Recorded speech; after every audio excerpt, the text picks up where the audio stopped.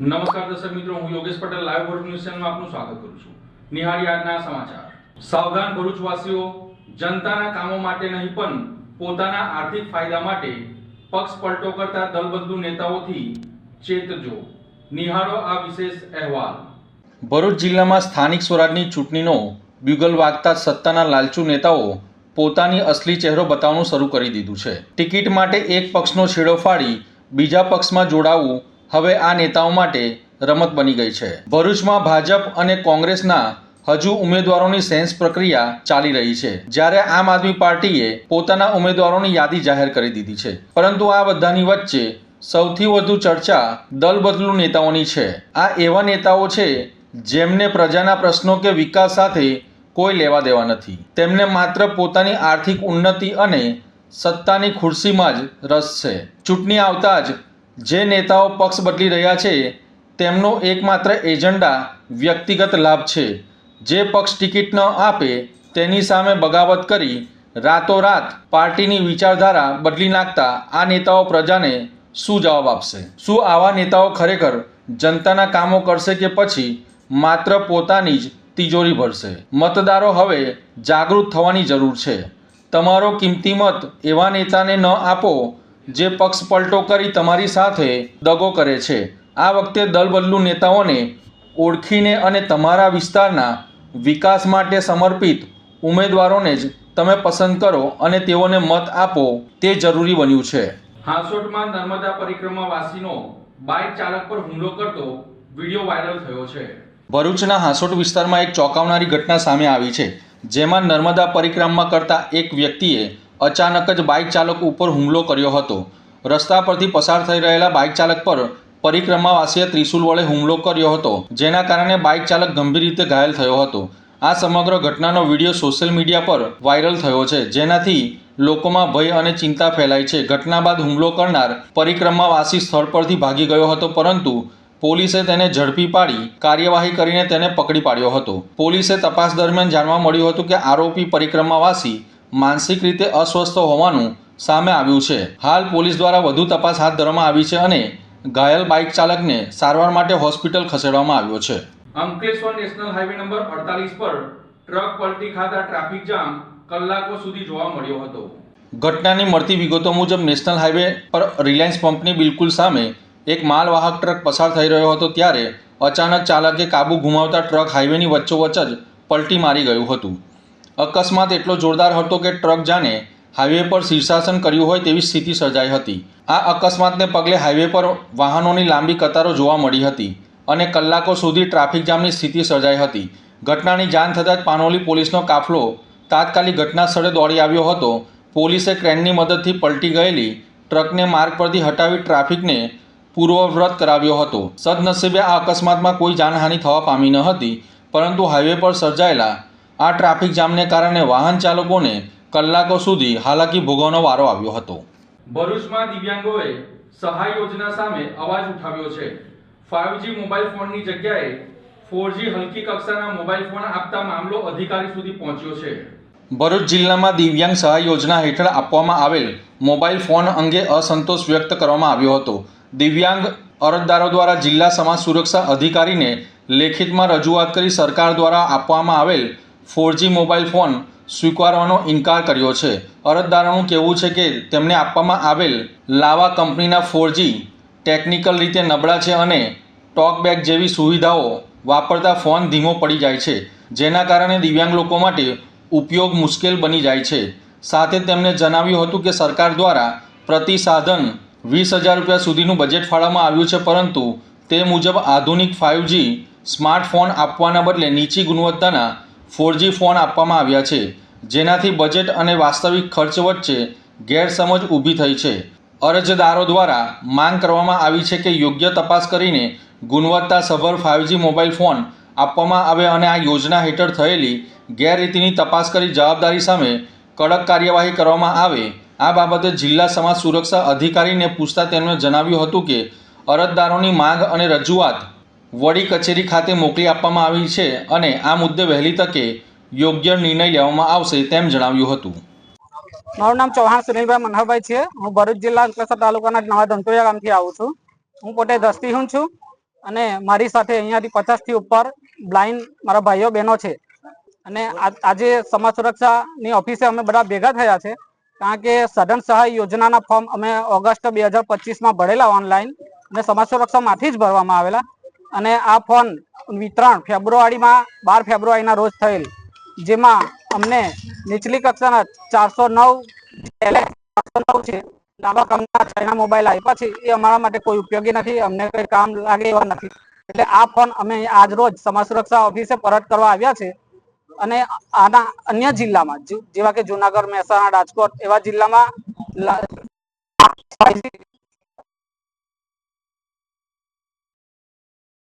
અમને પણ મળે એ માટે અમે આજે અહીંયા ભેગા થયા છે. અને અત્યારે ભેગા થયા છે, પણ 11:15 11:30 થયા, પણ હજુ કોઈ અધિકારી અહીંયા ઓફિસ પર છે નહીં. એટલે અમે માંગ કરીએ છીએ કે આ ફોન અમને 15 દિવસ સુધીમાં રિટર્ન થાય, નહીં તો પછી અમે ધરણા પર કલેક્ટર ઓફિસ બેસીશું. હું રાજેશ દેસાઈ, જિલ્લા સમાજ સુરક્ષા અધિકારી ભરૂચ. હાલમાં આ પ્રથમ વર્ષે તે દિવ્યાંગ સાધન સહાય યોજના હેઠળ દિવ્યાંગ લોકોને મોબાઈલ આપવાની, સ્માર્ટફોન આપવાની નવી એક યોજના શરૂ થઈ છે. એમાં આ વર્ષે આપણે ભરૂચ જિલ્લામાં 89 દિવ્યાંગ લોકોને મોબાઈલ ફોન આપવામાં આવેલ છે. પરંતુ હમણાં તાજેતરમાં જ દિવ્યાંગ લોકો દ્વારા એવી રજૂઆત થઈ છે કે જે એમને જે પ્રકારના સોફ્ટવેરને જોઈએ એ હાલના ફોનમાં અવેલેબલ નથી, એટલે કોઈ ક્ષતિ કે ખામી એમને જણાય છે. એ બાબતની રજૂઆત વડી કચેરી કક્ષાએ, ગાંધીનગર કક્ષાએ પણ થયેલી છે. અને તે સંદર્ભે અમને વડી કચેરીથી પણ સૂચના મળેલ છે કે આપણે દિવ્યાંગ લોકોને મોબાઈલ એક્સચેન્જ કરી આપવામાં આવશે. હાલમાં આ જે દિવ્યાંગ લોકોની જે રજૂઆત છે એ રજૂઆતને અમે વડી કચેરી સુધી પણ પહોંચાડીશું. અને જ્યારે આ બીજા નવા ફોન અમને આપશે વડી કચેરીથી, જે બી સૂચના આવશે એ સૂચના અનુસાર અમને અમારી જોડે જો નવા મોબાઈલ આવશે, જ્યારે મતલબ લગભગ 10 થી 15 દિવસમાં મોબાઈલ આવી જવાને સૂચના છે, એ આવી જશે એટલે આપણે દિવ્યાંગ લોકોને તમામને કોન્ટેક્ટ કરીને એમનો જે જૂનો ફોન છે એમને નવા ફોન સાથે એક્સચેન્જ કરી આપવામાં આવશે. ભરૂચ એલસીબી પોલીસે જીઆઈડીસી બસ ડેપોમાંથી 96,000ના વિદેશી દારૂ સાથે 2 બુટલેગરોની ધરપકડ કરી છે.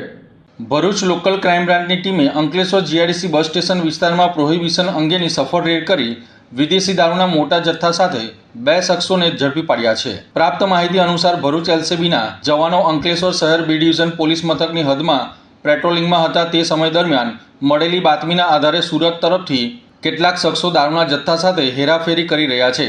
બાતમીના આધારે પોલીસે સાંજના સમયે જીઆઈડીસી બસ સ્ટેશન ખાતે વોચ ગોઠવી અચાનક દરોડો પાડ્યો હતો.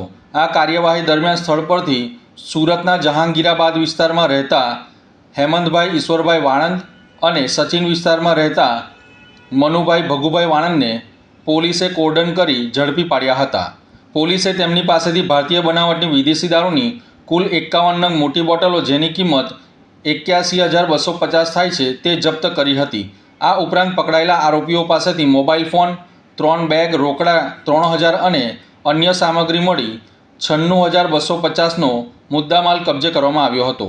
આ સમગ્ર દરોડાની કાર્યવાહી દરમિયાન પોલીસે આધુનિક ટેકનોલોજીનો ઉપયોગ કરી ડિજિટલ પુરાવા એકત્રિત કર્યા હતા, જેમાં સાક્ષ્ય એપ્લિકેશન દ્વારા વિડીયોગ્રાફી કરી ભારતીય સાક્ષ્ય અધિનિયમ કલમ 63ની 4C મુજબ ઓનલાઈન સર્ટિફિકેટ જનરેટ કરવામાં આવ્યું હતું, જે ન્યાયિક પ્રક્રિયામાં મહત્વનો પુરાવો સાબિત થશે. પોલીસે પ્રાથમિક પૂછપરછમાં આ ગુનામાં અન્ય 3 શખ્સોની સંડોવણી પણ બહાર આવી છે, જેમાં યુનિટી ટ્રાવેલ્સનો ક્લીનર ગૌતમ પરિમલ ગજ્જર અને ઉમંગ નામના શખ્સોને વોન્ટેડ જાહેર કરી તેમને ઝડપી પાડવા માટે ચક્રો ગતિમાન કર્યા છે. ભરૂચ એલસીબીના હેડ કોન્સ્ટેબલ ધનંજયસિંહ વિક્રમસિંહના ફરિયાદના આધારે અંકલેશ્વર શહેર બી ડિવિઝન પોલીસે પ્રોહિબિશન એક્ટની વિવિધ કલમો હેઠળ ગુનો નોંધી આગળની વધુ તપાસ હાથ ધરી છે. ભરૂચની જિંજર હોટલ ખાતે ભારતીય જનતા પાર્ટી દ્વારા ઉમેદવારોની સેન્સ પ્રક્રિયા હાથ ધરવામાં આવી હતી. સ્થાનિક ચૂંટણીના પડઘમ વાગી રહ્યા છે, ત્યારે વિવિધ રાજકીય પક્ષો દ્વારા તાલુકા, જિલ્લા પંચાયત અને નગરપાલિકાની ચૂંટણીમાં ઉમેદવારી કરવા ઈચ્છુક ઉમેદવારો માટે સેન્સ પ્રક્રિયા હાથ ધરવામાં આવી રહી છે. ત્યારે આજરોજ ભરૂચ જિલ્લા ભાજપ દ્વારા 2 સ્થળોએ ઉમેદવારીની સેન્સ પ્રક્રિયા હાથ ધરવામાં આવી હતી. ભરૂચ શહેરના સ્ટેશન રોડ ઉપર આવેલ જિંજર હોટલ ખાતે આજે ભરૂચ તાલુકા, જંબુસર નગરપાલિકા, તાલુકા પંચાયત, આમોદ નગરપાલિકા, તાલુકા તેમજ વાગરા તાલુકાના ઉમેદવારોની પ્રદેશમાંથી નિમણૂક કરેલા નિરીક્ષકોએ સેન્સ લીધા હતા. જ્યારે ભરૂચ નગરપાલિકાની ચૂંટણીમાં ઉમેદવારી કરવા ઈચ્છુક ઉમેદવારોની પણ સેન્સ પ્રક્રિયા હાથ ધરવામાં આવશે. આ સેન્સ પ્રક્રિયામાં ભરૂચ જિલ્લા ભાજપ પ્રમુખ પ્રકાશ મોદી, મહામંત્રી જિજ્ઞેશ મિસ્ત્રી તેમજ ભાજપના આગેવાનો અને ઉમેદવારો મોટી સંખ્યામાં હાજર રહ્યા હતા. આજે ભારતીય જનતા પાર્ટીના પ્રદેશના મોવડી મંડળ દ્વારા નક્કી થયા મુજબ સમગ્ર ગુજરાતના 43 જિલ્લાઓની અંદર નિરીક્ષકો પહોંચીને ઓબ્ઝર્વેશનનું કામ કરશે. જે ટિકિટ વાંચુઓ છે, લગભગ 10,500 કરતાં વધારે ટિકિટો જેમને આપવાની છે કાર્યકર્તાઓને, એ બધા કાર્યકર્તાઓ પોતાનું ફોર્મ ભરીને નિરીક્ષકો સમક્ષ માંગણી મૂકશે. અને એ માટે આજે અમે 3 મિત્રો, હું ડૉક્ટર જીવરાજ ચૌહાણ, પૂર્વ પ્રદેશ મંત્રી, મારી સાથે આઈટી સેલના કન્વીનર ગુજરાતના શ્રી નિખિલભાઈ પટેલ અને ગોધરાથી પ્રતિમાબેન પરમાર પ્રદેશ કારોબારીના સભ્ય છે. અમે ત્રણેય આજે અહીંયા આવ્યા છીએ. 4 તાલુકા પંચાયત, 3 નગરપાલિકા અને જિલ્લા પંચાયતની 16 જેટલી બેઠક ઉપર જે ટિકિટ વાંચુઓ છે, જેમણે ટિકિટ માંગી છે, એમને સાંભળવામાં આવશે. બધા જ કાર્યકર્તાઓના બાયોડેટા લઈ એમના ફોર્મ સ્વીકારીને જે યોગ્ય હશે ચર્ચા કરી, સંકલન કરી પ્રદેશની પાર્લામેન્ટરી બોર્ડ સમક્ષ લઈ જઈશું અને પછી પ્રદેશની પાર્લામેન્ટરી બોર્ડ નક્કી કરશે.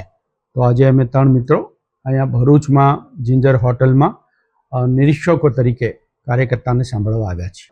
ગુજરાતમાં નગરપાલિકા, મહાનગરપાલિકા, તાલુકા પંચાયત, જિલ્લા પંચાયતના ચૂંટણી માટેના પડઘમ વાગી ચૂક્યા છે અને એમાં સમગ્ર ગુજરાતમાં આજે ભારતીય જનતા પાર્ટીએ સૌથી પહેલી પહેલ કરી અને સમગ્ર ગુજરાતમાં દરેક જિલ્લામાં નિરીક્ષકોની જે નિયુક્તિ કરી છે, એ નિરીક્ષકો પોતાની સેન્સ લેવા માટે અને જે લોકો ઉમેદવારી કરવા ઈચ્છે છે, આ ઉમેદવારોની સેન્સ માટે જે તે જિલ્લામાં પહોંચી ચૂક્યા છે.